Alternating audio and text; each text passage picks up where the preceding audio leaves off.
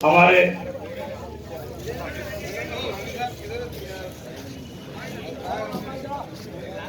महिला अध्यक्ष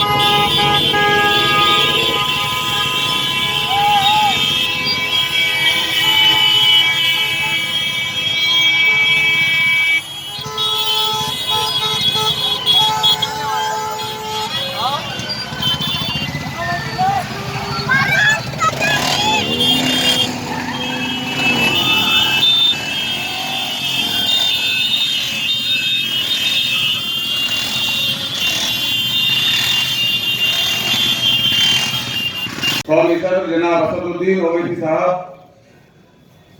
और शेर महाराज जनाब इम्तियाज जलील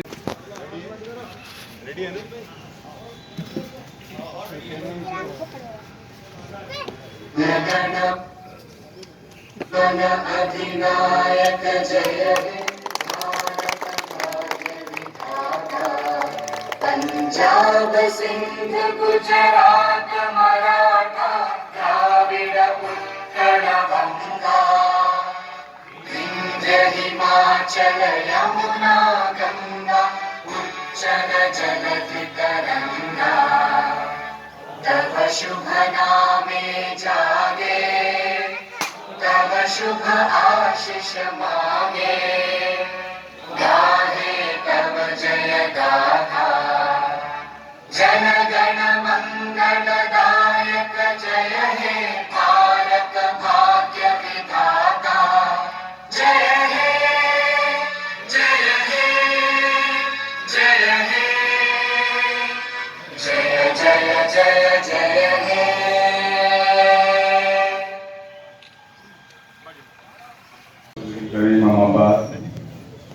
यहाँ स्टेज पर मौजूद हमारे खालिद मोहतरम जनाब इम्तियाज जलील साहब। तो मैं आज रिपब्लिक डे प्रजासत्ताक दिन के देशवासियों को बहुत बहुत हार्दिक मुबारकबाद पेश करता हूँ। यह आज एक बहुत बड़ा दिन है इस लिहाज से कि 15 अगस्त के दिन तो देश आज़ाद हुआ था, लेकिन आज़ाद देश कैसा होगा, आज़ाद देश के अंदर हमें क्या क्या इख्तियार मिलेंगे, हम क्या कर सकेंगे क्या नहीं कर सकेंगे, इसकी एक पूरी तरह से एक किताब के जरिए जो इस मुल्क के सामने लाया गया था, वो डॉक्टर बाबा साहब अम्बेडकर जी ने जब इस मुल्क का संविधान तैयार किया तो ये ख्याल रखा गया उसमें कि इस मुल्क के अंदर कोई छोटा नहीं होगा, कोई बड़ा नहीं होगा, हर इंसान को वो सभी इख्तियार हासिल होंगे। क्या हम कर सकते हैं अगर कोई गरीब आदमी को जो इख्तियार है वो अरबोपति और करोड़पति को भी वही इख्तियार हासिल है। हम अलग अलग जबानों में बटे हुए थे, आज भी पूरी दुनिया के अंदर अगर कोई ऐसा मुल्क है कि जहां पर हर कुछ किलोमीटर के बाद जबानें बदल जाती है, पहनने ओढ़ने के पोशाक बदल जाते हैं, खाने पीने के तरीके बदल जाते हैं, लेकिन सभी अगर मिला दे तो एक मजबूत मुल्क बनता है जो ये भारत देश है। लेकिन आज पिछले कुछ सालों से एक ऐसी साजिश रची जा रही है कि डॉक्टर बाबा साहब अम्बेडकर के संविधान के अंदर जो आज़ादी दी गई है, जो बोलने का, लिखने का, अपने ख्यालात का इजहार करने का जो इख्तियार उस संविधान के अंदर दिया गया है, उस संविधान को बदलने की पूरी साजिश, पूरी कोशिश हो रही है। और मैं समझता हूं कि देश के लिए इससे ज्यादा कोई घातक, कोई नुकसानदेह बात हो नहीं सकती। इसीलिए जो इस संविधान के ऊपर यकीन रखते हैं, उन सभी लोगों को अपनी जात, धर्म, मजहब सब एक तरफ रखते हुए इस संविधान को कैसे बचाया जाए, इसकी फिक्र करने की जरूरत है। मुल्क तरक्की तो कर रहा है, मुल्क आगे तो बढ़ रहा है, लेकिन कहीं ना कहीं इस मुल्क के अंदर कुछ खास तबकों को निशाना बनाया जा रहा है।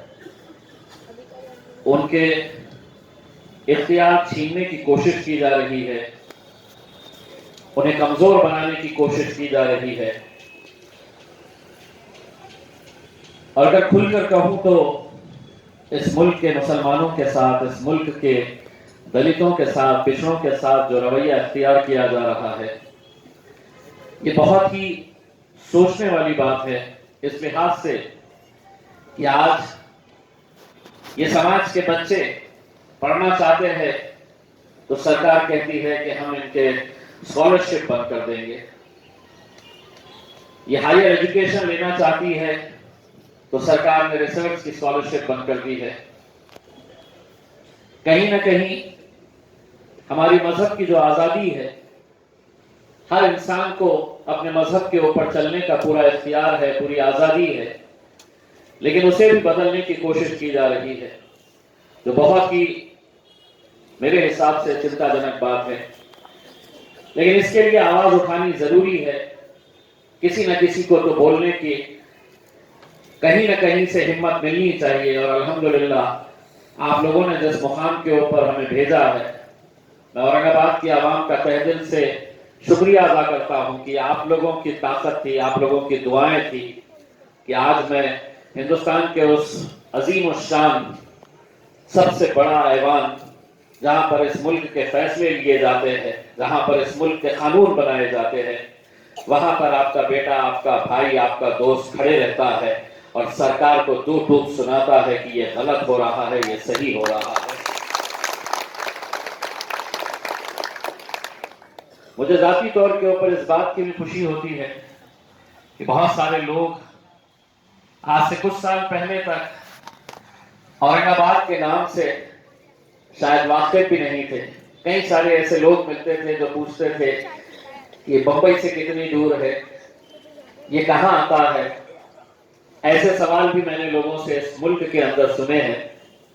लेकिन आज हिंदुस्तान के किसी भी कोने में चले जाइए, वो देख के ही पहचानते हैं, वो देखते ही समझ जाते हैं कि ये मजलिस इत्तेहादुल मुस्लिमीन का सांसद है जो औरंगाबाद से आता है।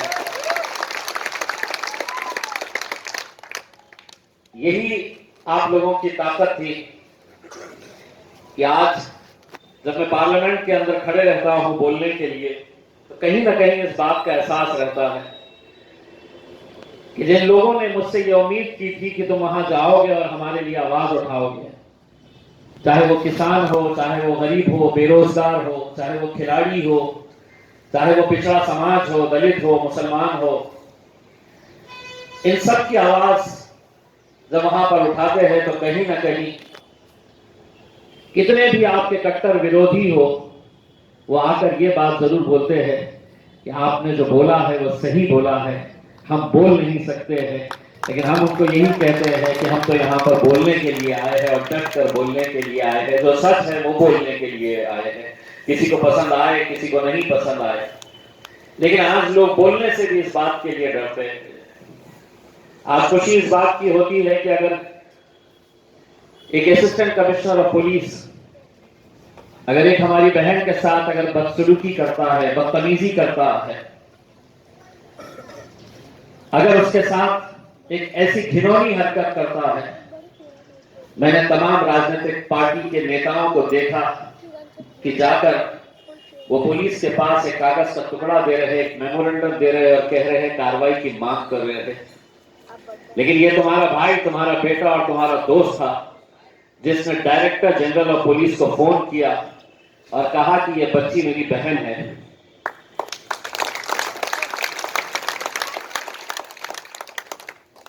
और मैं आपसे ये नहीं कहूंगा कि सिर्फ उसके ऊपर कार्रवाई करो, मैंने उनको ये कहा कि 24 घंटे का टाइम दे रहा हूं, अगर ये सस्पेंड नहीं हुआ तो फिर देखिएगा कि औरंगाबाद की सड़कों के ऊपर मैं कैसा सरों का समंदर लेकर आता हूं। सिर्फ 18 घंटे लगे और 18 घंटे के अंदर ही सस्पेंशन का ऑर्डर आ गया।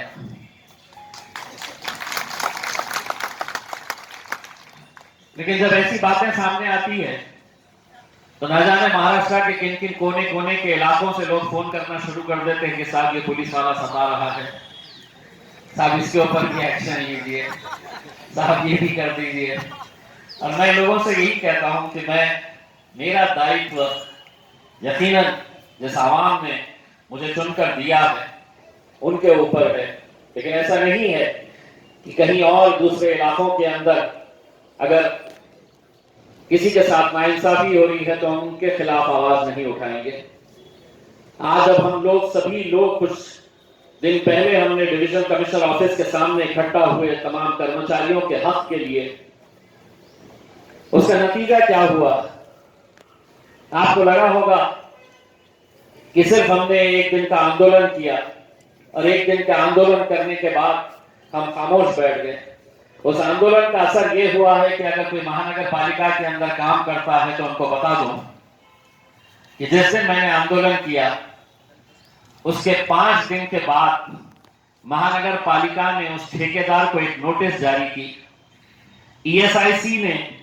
ईएसआईसी मतलब जो कर्मचारी काम करते हैं कॉन्ट्रैक्ट के ऊपर, उनके और उनके परिवार वालों को मेडिकल की सुविधाएं मिलती है, लेकिन जब ठेकेदार ईएसआईसी का पैसा ही नहीं जमा कर रहा तो उनको ना मेडिकल की सुविधाएं मिल रही, ना उनके परिवार वालों को मेडिकल की सुविधाएं मिल रही। हमारे आंदोलन के 5 दिन के बाद ईएसआईसी ने उन्हें नोटिस जारी किया और कहा कि 68 लाख रुपए अगले 8 दिन के अंदर जमा करो, हमको ईएसआईसी के पैसे देना है। और उसमें उस पत्र के अंदर उन्होंने लिखा है कि ये खासदार ने ये मांग की है कि ईएसआईसी का, पीएफ का पूरा पैसा मिलना चाहिए। मेरा क्या फायदा है इसमें? हमारी मजलिस का क्या फायदा है इससे? लेकिन मुझे मालूम है कि कहीं ना कहीं वो गरीब इंसान, वो मेहनत का आदमी जो मेहनत तो खुद कर रहा है लेकिन मजा इसका कोई और लूट रहा है, पैसा कोई और खा रहा है। मैं हर चीज रोक नहीं सकता हूं। लोग कहते हैं कि इसका कुछ होगा क्या? मैं कहता हूं मुझे खुद नहीं मालूम कि क्या होगा, लेकिन इतना मुझे मालूम है कि रात में जब मैं सोता हूं तो इस यकीन और इस सुकून के साथ सोता हूं कि कम से कम जब सब लोग खामोश थे तो एक बंदा खड़ा तो हुआ था लड़ने के लिए, और मैं लड़ने का काम कर रहा हूं। आज मजलिस इत्तेहादुल मुस्लिमीन, मैं मेरे तमाम जिम्मेदारों को बताना चाहता हूं, ये किसी एक आदमी से चलने वाली जमात नहीं है। हम सब है तो मजलिस है। अगर हम नहीं, आप नहीं तो मजलिस नहीं।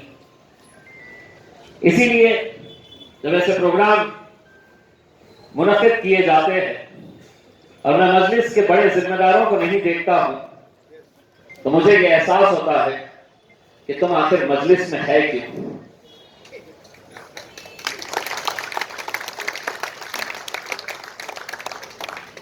कल अदालत के अंदर हमारा केस था एमएससीबी के ताल्लुक से। आपको याद होगा 2017 के अंदर जब औरंगाबाद शहर में 10 घंटे की लोड शेडिंग, सुबह 5 घंटे, शाम में 5 घंटे की लोड शेडिंग थी, उस वक्त हम एमएससीबी ऑफिस गए थे। और एमएससीबी ऑफिस के अंदर क्या हुआ था कि हम उठने से पहले महाराष्ट्र सरकार को सिर्फ औरंगाबाद के ताल्लुक से एक पत्र वहां से फैक्स करना पड़ा था, जिसमें ये कहा गया था कि औरंगाबाद से हम लोड शेडिंग खत्म कर रहे हैं। क्या हुआ था ये सबने देखा है, लेकिन जज साहब ने कहा है कुछ नहीं हुआ था, इसलिए सब बाइज्जत बरी हो गए। मैं हमारे समीर साजिद बिल्डर साहब को, शारिफ नक्शबंदी साहब, असरार भाई को, काका साहब काकड़े को, ये मजलिस के जिम्मेदारान हैं, हमारी बहन है मोनिका मोरे। तो कल जब हम कोर्ट में गए थे 11 बजे का,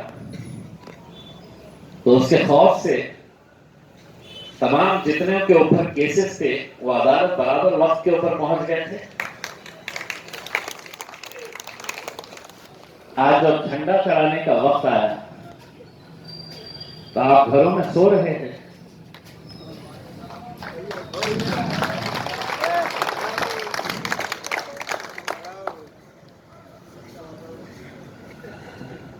शायद बहुत ज्यादा लोड हो रहा है, इन्हें हमेशा के लिए ही सो जाना चाहिए। कोई अगर ये समझ रहा है कि मेरा तो कुछ होने वाला नहीं है, मैं तो मजलिस में जिंदगी भर के लिए मेरा ही इख्तियार है, मेरा कौन क्या छीन सकता है, इतना समझ लो सभी लोग। देने का इख्तियार भी इम्तियाज जलील का ही है और छीनने का इख्तियार भी इम्तियाज जलील का है।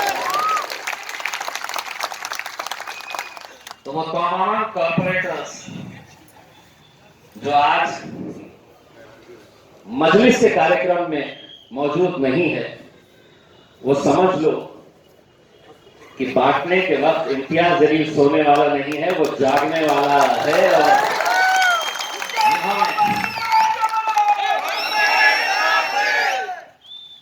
और जो लोग असरार भाई किसी को पोस्ट दिए हैं, शारिक साहब किसी को पोस्ट दिए हैं, कोई जरूरत नहीं है ऐसे लोगों को रखने के लिए जो सिर्फ पोस्ट लेकर बैठे हुए हैं। जो काम कर रहे हैं, उनको रखिएगा, और जो नहीं कर रहे हैं उनको बाइज्जत खुदाफिज करिएगा। मजलिस में काम करने वालों की कमी नहीं है, मजलिस को मजबूत करने वालों की कमी नहीं है। कितने कॉर्पोरेटर्स हैं हमारे, आज कितने आए हैं? मुझे शेख अहमद साहब नजर आ रहे हैं, आरिफ हुसैनी साहब नजर आ रहे हैं, हाजी इसाक साहब नजर आ रहे हैं, सुभाष बाबुले साहब नजर आ रहे हैं, नासिर सिद्दीकी साहब अभी आकर हाथ ऊपर कर दिए हैं।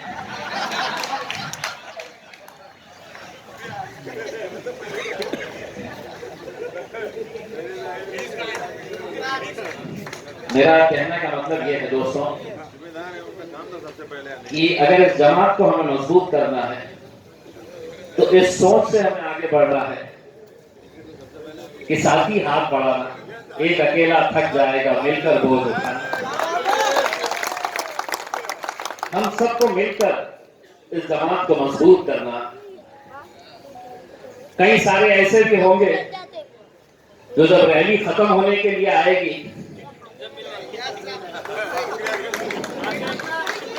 तो ज्वाइन कर लेंगे, और कई ऐसे भी होंगे जो शुरुआत में ही सेल्फी ले लेंगे और घर में जाके सो जाएंगे।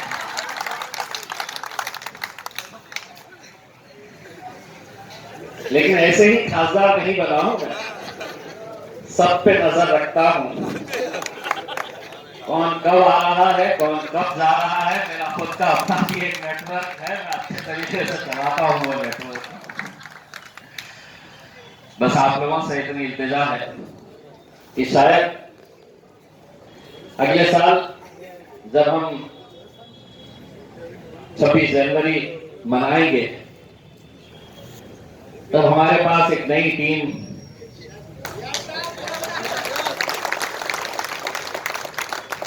रहेगी।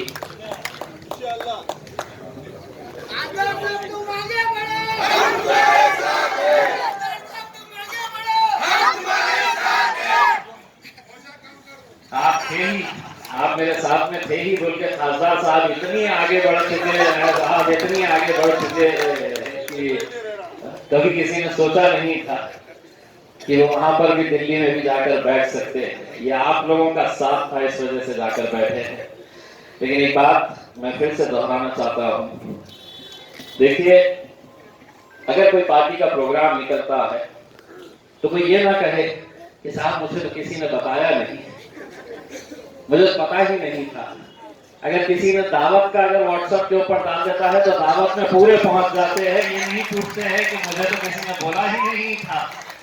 सिर्फ व्हाट्सएप के ऊपर ही है तो पूरे दावतों में नजर आ जाते हैं। इसमें तो क्या वजह है कि आज इतना बड़ा दिन होने के बावजूद भी, और खुशी इस बात की है कि आज मजलिस ने अपना एक अलग मुकाम इस शहर के अंदर तैयार किया है, जिले के अंदर तैयार किया है। मुझे खुशी इस बात की हुई कि जब झंडा वंदन चढ़ाने के लिए सरकारी कार्यक्रम के अंदर गए तो न किसी मंत्री के इतने सेल्फी लिए जा रहे थे जितने तुम्हारे भाई, तुम्हारे दोस्त या तुम्हारे दोस्त।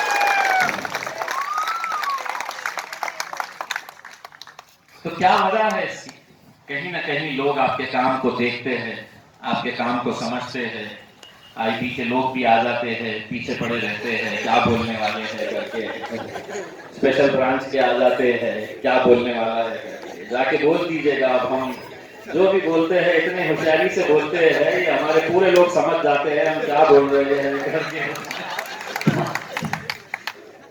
मैं तमाम जितने भी आप जिम्मेदारान हैं जो आज मोटरसाइकिल रैली के अंदर शामिल होने वाले हैं, उनसे ये दरखास्त करूंगा कि अपने अपने मोटरसाइकिलों के ऊपर जब इस तिरंगे को लगाएंगे उसका किसी भी तरह से बेहरमती ना हो, झंडे का एहतराम करिएगा।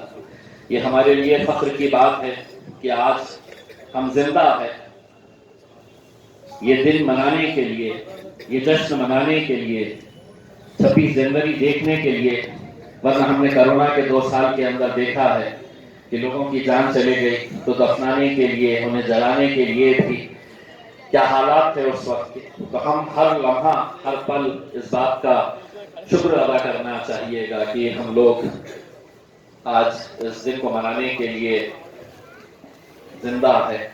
मैं एक बार फिर से तमाम लोगों को 26 जनवरी की बहुत बहुत मुबारकबाद पेश करता हूँ। कुछ लोगों ने ये दरखास्त की है कि सब एक साथ मिलकर पठान फिल्म देखने के लिए जाए। सब अगर पठानी में आने के लिए तैयार है तो मजलिस पठान भी देखने के लिए जाएगी। बहुत बहुत शुक्रिया। मैं थोड़ी ही देर के अंदर हम लोग अपनी मोटरसाइकिल रैली की शुरुआत करेंगे। किसी भी तरह के कोई गलत नारे ना लगाए, झंडों का एहतराम करें। बहुत बहुत शुक्रिया।